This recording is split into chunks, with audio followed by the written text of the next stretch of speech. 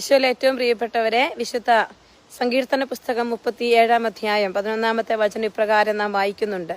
ശാന്തശീലർ ഭൂമി കൈവശമാക്കും, ഐശ്വര്യ തികവിൽ അവർ ആനന്ദിക്കും. കർത്താവ് തന്റെ മലയിലെ പ്രസംഗത്തിലൂടെ അഷ്ടഭാഗ്യങ്ങൾ നമ്മൾ പറഞ്ഞു വെക്കുകയാണ്. ശാന്തശീലർ ഭാഗ്യവാന്മാർ, അവർ ഭൂമി കൈവശമാക്കും.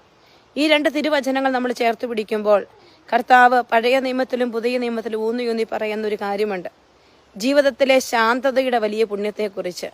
നമ്മുടെ ജീവിതത്തിന്റെ ഏത് സാഹചര്യങ്ങളിലും ശാന്തമായി വ്യാപരിക്കാൻ നമുക്ക് സാധിക്കട്ടെ എന്ന് ഇന്നേ ദിവസം നമുക്ക് ആഗ്രഹിക്കാം, പ്രാർത്ഥിക്കാം.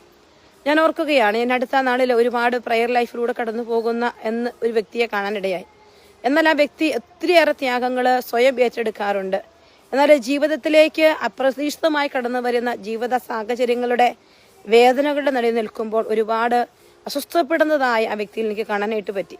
അപ്പോൾ ഒത്തിരി സ്നേഹത്തോടെ ഞാനിങ്ങനെ സംസാരിച്ചപ്പോൾ കർത്താവിൻ്റെ ഒരു മെസ്സേജ് ഇപ്രകാരമായിരുന്നു: ജീവിതത്തിൻ്റെ ഏറ്റവും ചെറിയ സാഹചര്യങ്ങളിൽ പോലും നീ അസ്വസ്ഥമാകുന്നു, വലിയ ഭാരങ്ങൾ നിന്നെ ഒരിക്കലും ഭാരപ്പെടുത്തുന്നില്ല.